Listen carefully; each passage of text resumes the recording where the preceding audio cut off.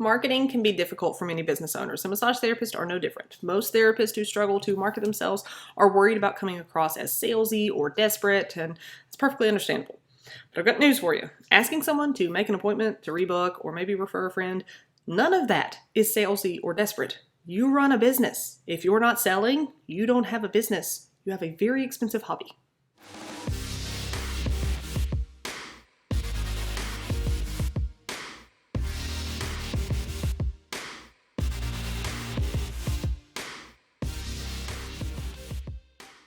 Hey y'all, Savannah Bell here with My Massage World, where I give business advice and strategies for the real world. And today, let's talk ethical marketing. So you can look at selling or marketing as nothing more than trying to persuade someone to book an appointment or buy a product. And here's where we want to make sure we're staying ethical with our marketing practices. So persuasion is a normal part of selling. There is absolutely nothing unethical about it. Now, when I say persuasion, I'm referencing the idea of simply convincing someone to do something they already kind of want to do. They just need that extra little nudge or reminder to push them into action. And in no way do they regret that decision afterward.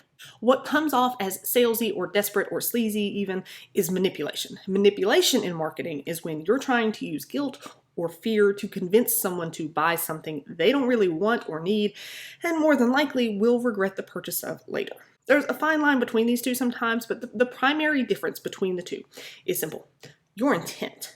If you're speaking with a client and you know they love your massages, then there's no reason to hesitate to ask them to rebook. You're not trying to ambush them or make them feel guilty for not coming back. Simply remind them they need you, that your schedule is filling up, or they get an extra few minutes on their next session if they rebook before they leave. Whatever it is, you're reminding them. Think of the worst salesman you've come across.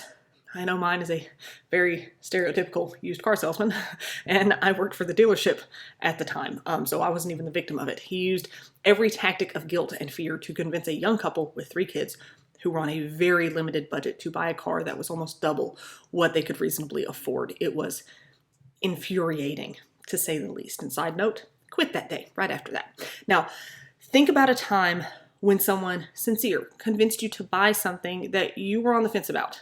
Maybe you weren't sure if you really needed it, or you usually don't buy things for yourself. Whatever the case was, what was it about that person and the way they spoke to you that convinced you to buy? I bet you never even questioned their motives. Or if you did, you didn't mind if they got a big commission or some brownie points with the boss, because you genuinely liked them and you wanted what they were offering. So next time you are getting ready to put out an ad, ask a client to rebook, start a referral program, or go to a promotional event, think about your intent in every interaction. As long as your intent is honorable and truly in the best interest of the client, then go for it. Sell with integrity and you'll reap the benefits. Thanks for watching, and be sure to check us out at mymassageworld.com. Follow us on Facebook and Instagram. Subscribe to our channel on YouTube. Sign up for our emails. Join our Facebook group, and keep an eye out for updates, business tips, free content, and all kinds of other goodies to help you grow your massage practice. See you next time.